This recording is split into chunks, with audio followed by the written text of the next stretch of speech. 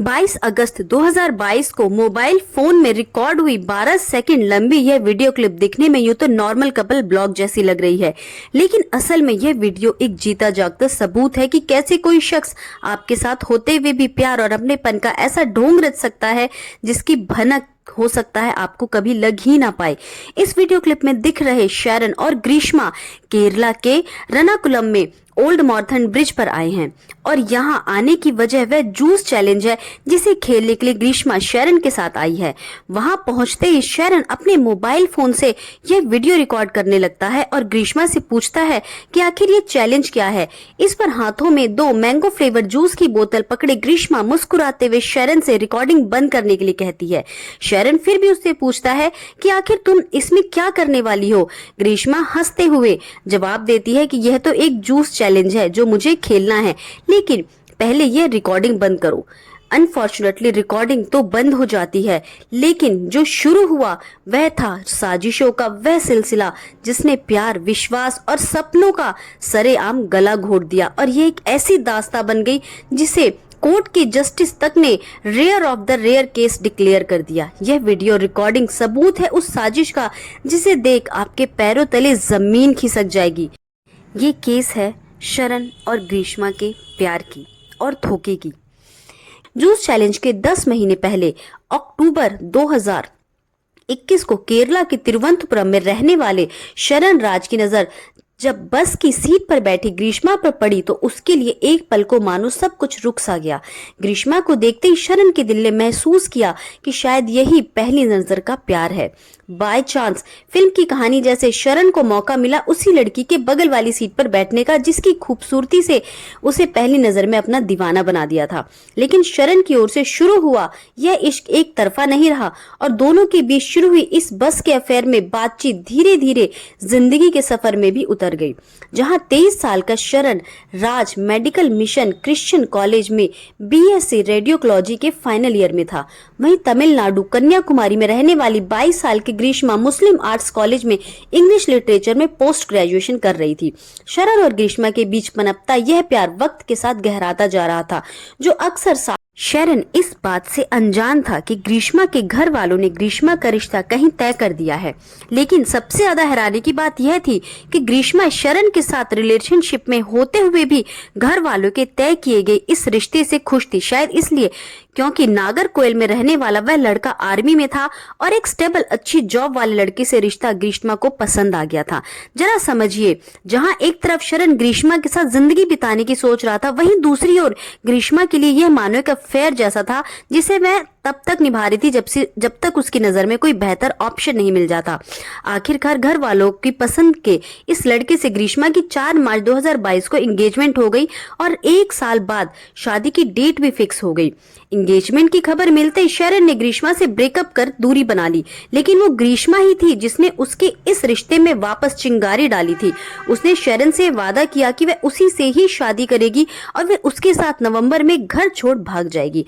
शरण जो एक वक्त ग्रीष्मा से दूर जा चुका था, उसने ग्रीष्मा के दिए गए इस वादे पर यकीन कर लिया, लेकिन शरण जिसे सच्चा प्यार मान रहा था वह तो ग्रीष्मा के लिए एक टाइम पास था, क्योंकि वह तो बस अगले साल उस फौजी से शादी कर एक नए शहर में बसने के सपने देख रही थी। लेकिन जैसे जैसे वक्त बीता शरण का ग्रीष्मा के लिए यह प्यार इंटेंस होता चला गया। ग्रीष्मा के साथ अपने इस रिलेशन को लेकर सीरियस था, और होता भी क्यों ना, क्योंकि ग्रीष्मा ने इतने बड़े बड़े वादे जो कर रखे थे। शादी की तारीख धीरे धीरे करीब आ रही थी, इसलिए अब ग्रीष्मा किसी भी तरह से शरण से पीछा छुड़ाना चाहती थी, लेकिन उसे पता था कि यह इतना आसान नहीं होगा। इसलिए उसने कुंडली में ग्रह दोष का नाटक खेला और शरण से कहा कि जो उसकी कुंडली में है वह जातक दोष बताया गया है, जिससे उसके पहले पति की मौत हो जाएगी। यह जातक दोष एक पैतरा था जो ग्रीष्मा ने खेला था ताकि शरण मौत के डर से उसके साथ लाइफ टाइम साथ रहने के अपने इस इरादे को छोड़ दे।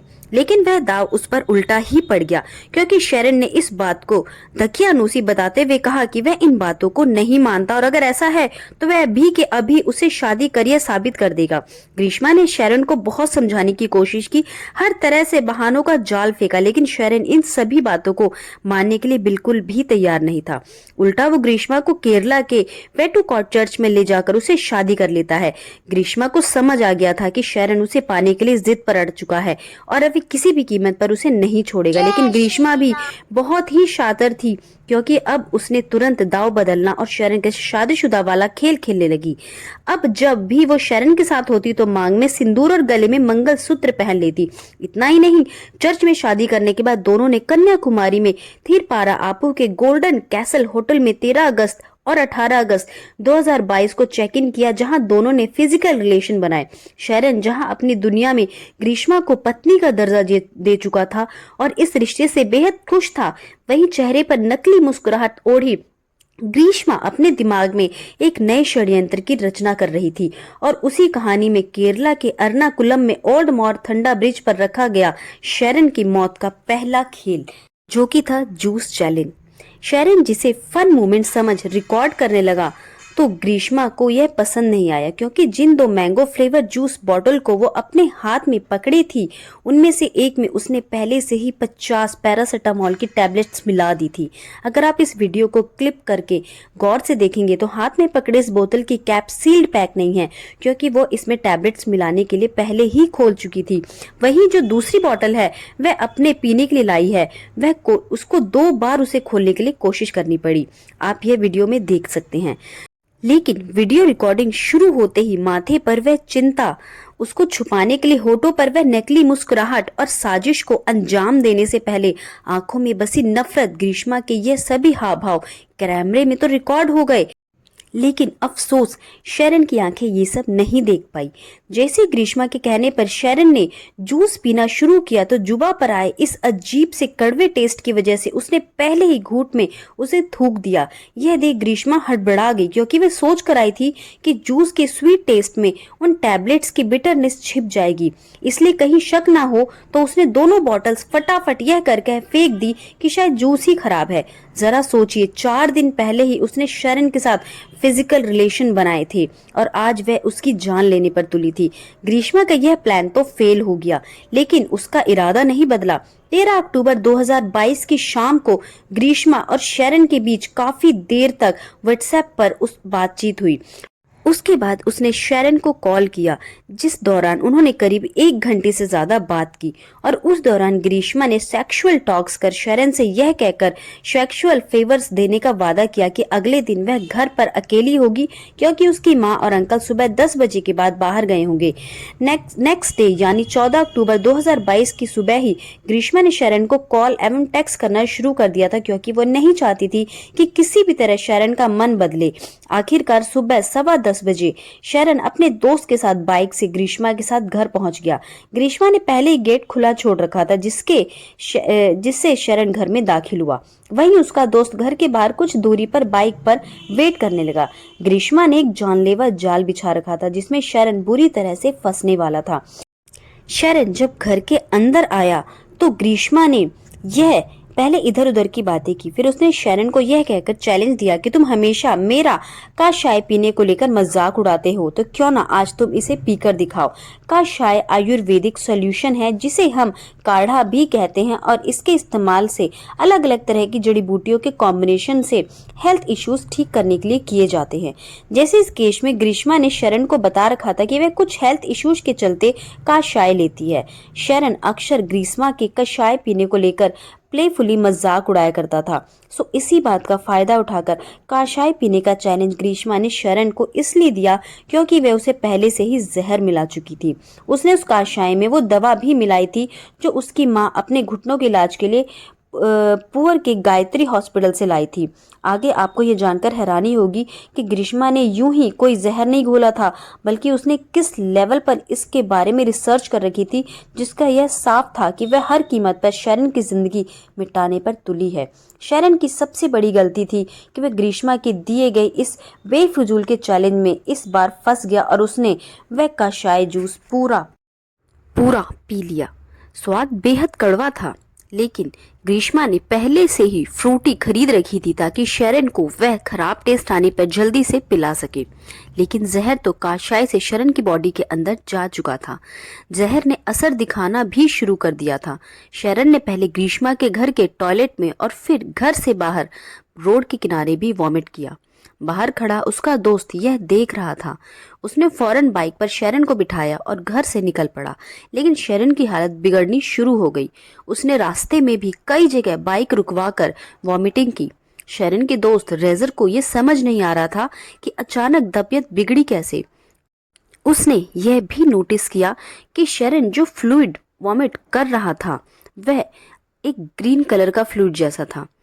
शेरन ने बताया कि काशाय और फ्रूटी पीने के बाद से ही उसे यह वॉमिट हो रहे हैं, क्योंकि उसे लग रहा था कि ये बॉडी में काशाय और फ्रूटी का रिएक्शन है जो थोड़ी वॉमिट के बाद नॉर्मल हो जाएगा। बट किसी को क्या पता था कि अगले 3 दिनों में हॉस्पिटल 3 बदलने के बाद भी उसकी कंडीशन बद से बदतर हो जाएगी। शेरन ने कभी सोचा भी नहीं था कि जिस लड़की से उसने इश्क किया था वो उसे मौत के मुंह में भेजने वाली है। और अब आगे की कहानी सुन न सिर्फ आपका खून खौल उठेगा बल्कि आपके जहन में कई सवाल छोड़ जाएगा। शेरन जब ग्रीष्मा के घर से निकला तो उसके पास ग्रीष्मा का टेक्स्ट मैसेज आया जिसमें वह उसे कन्विंस कर रही थी कि वॉमिटिंग होना नॉर्मल है, क्योंकि इसे पीने के बाद उसे भी वॉमिटिंग हुई थी।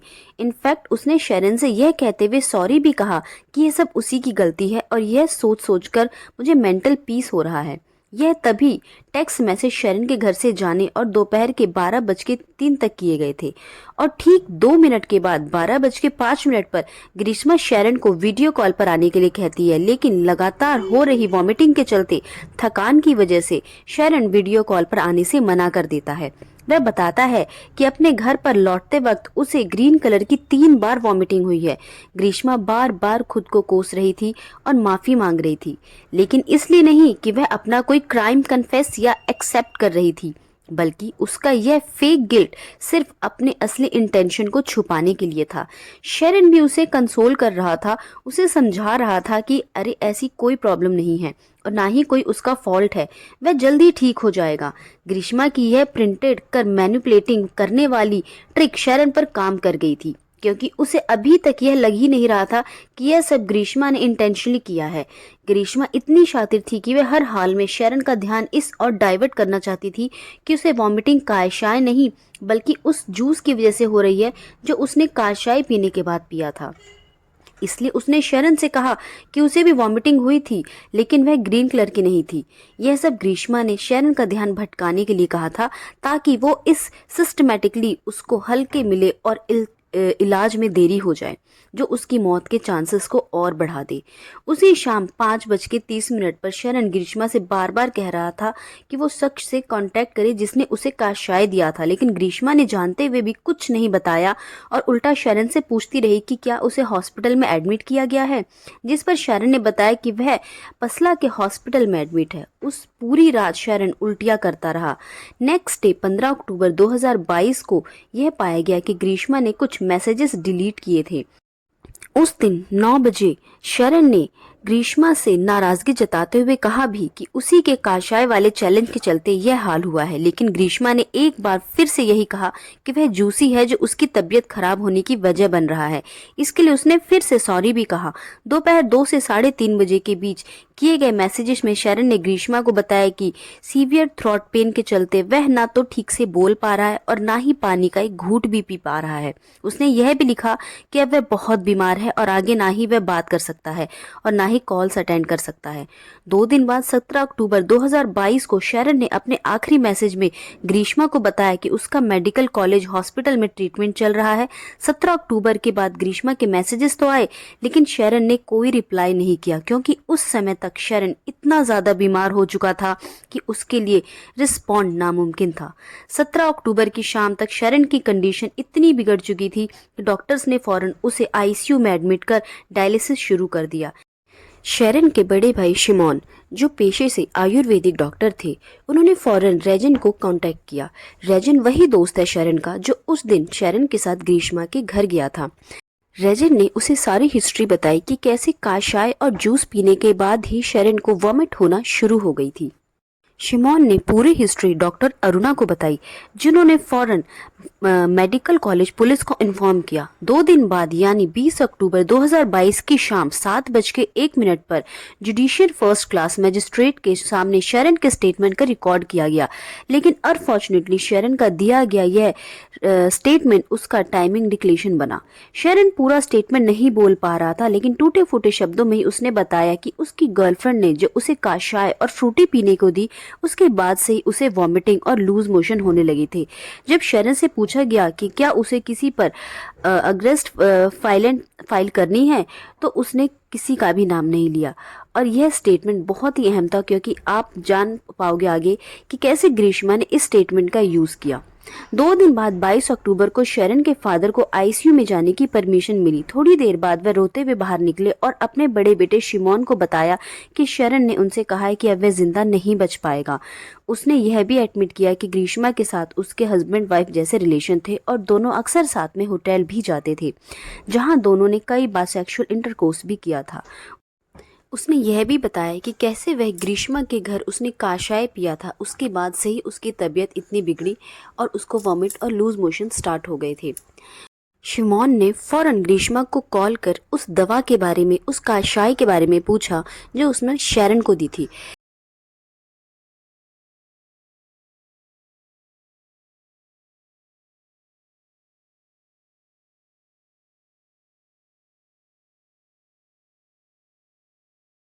उस कॉल पर ग्रीष्मा ने शिमोन से कहा कि उसके घर कैलिकट से कोई डॉक्टर आए थे, उन्होंने ही यह कषाय उनको प्रिस्क्राइब की थी।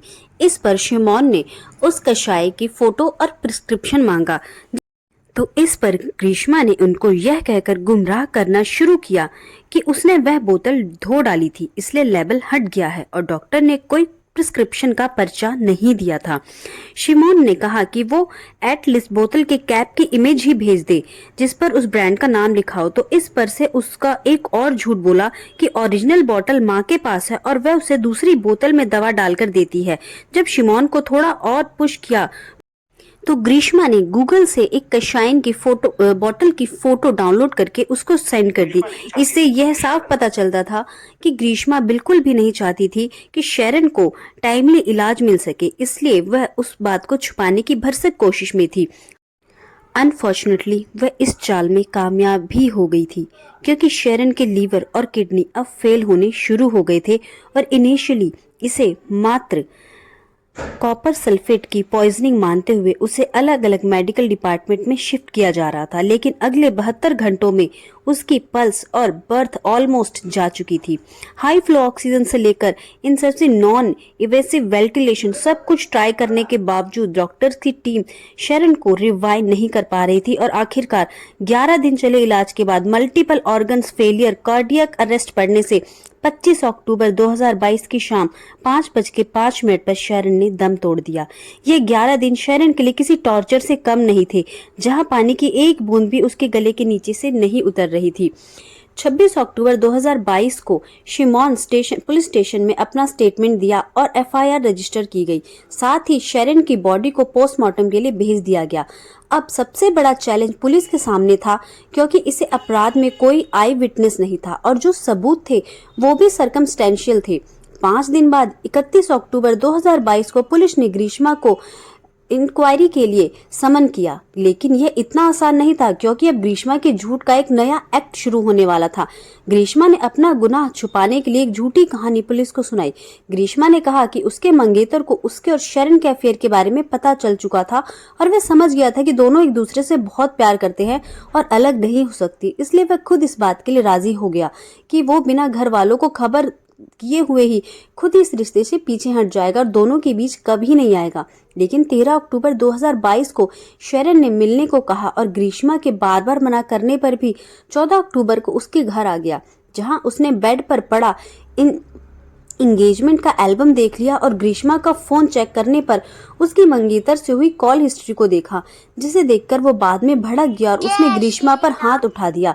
फिर भी उसने शरण को काफी समझाया, बट जैसे ही वो वॉशरूम गई तो शरण ने बेड के पास रखी वह दवा पी ली जो ग्रीष्मा ने अपनी माँ के लिए प्रिपेयर की थी। यानी शरण ने खुद से ही वो दवा पी, ना कि उसको जहर दिया गया था।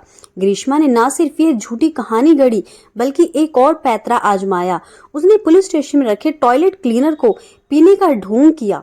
पुलिस ने फौरन हॉस्पिटल में उसे एडमिट कराया, लेकिन सिर्फ यह सब उसका एक नाटक था, इसलिए वह डिस्चार्ज भी कर दी गई। लेकिन झूठ कब तक छुप सकता है, इसलिए जब पुलिस ने इन्वेस्टिगेशन में मिले एविडेंस जैसे call records, chats, text message और इंटरनेट सर्च हिस्ट्री ग्रीष्मा के सामने रखी तो उसकी हवाइयां उड़ गई और उसने अपना गुनाह एक्सेप्ट कर लिया। बट कहानी यही खत्म नहीं होती, क्योंकि पुलिस ने ग्रीष्मा के साथ उसकी माँ और उसके अंकल को भी अरेस्ट कर लिया। ग्रीष्मा की माँ को इसलिए अरेस्ट किया क्योंकि शरण के पिता ने यह कंप्लेंट फाइल की थी कि ग्रीष्मा की माँ भी इस साजिश में इन्वॉल्व है, क्योंकि जातक दोष के चलते ग्रीष्मा की कुंडली में पहले पति की डेथ लिखी थी। इसलिए यह दोष दूर करने के लिए उन्होंने शरण को शादी के जाल में फंसाया, उसे मौत के घाट उतारा था। वहीं ग्रीष्मा के अंकल निर्मला कुमारन नायर को सबूत छुपाने के जुर्म में अरेस्ट किया गया। कोर्ट में जब ट्रायल शुरू हुआ तो यह एक प्रोसिक्यूशन के लिए काफी चैलेंजिंग था, क्योंकि इसमें आई विटनेस नहीं थे और उन्हें सर्कमस्टेंसेस, साइंटिफिक एवं एविडेंस के सहारे कोर्ट को कन्विंस करना था कि शरण का मर्डर उसकी गर्लफ्रेंड ग्रीष्मा ने इसलिए किया ताकि वह किसी और से शादी कर सके। अब इन सब को जुटाने में पुलिस का सबसे अहम रोल था।